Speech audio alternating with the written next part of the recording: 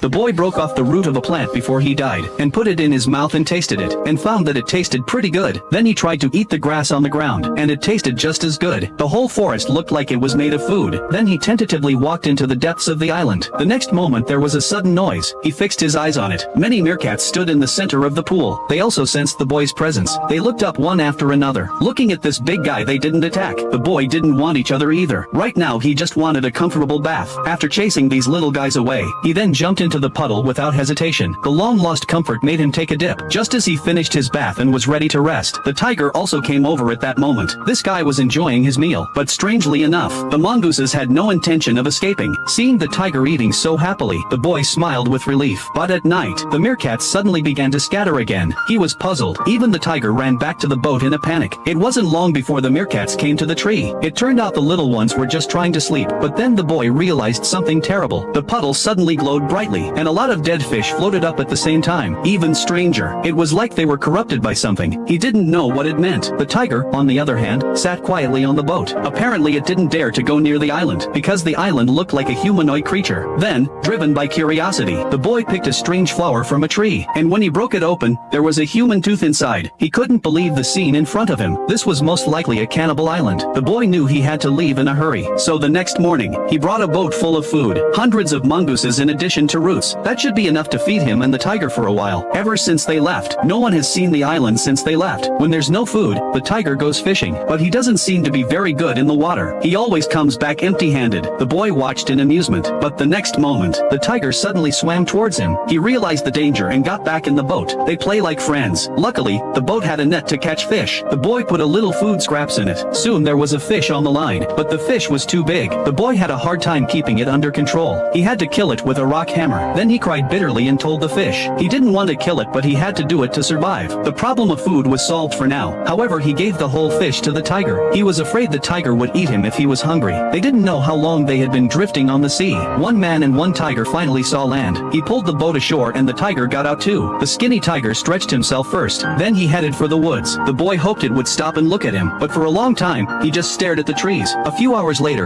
a passing fisherman found him. He cried like a baby, but not because of the excitement of being rescued. It was because the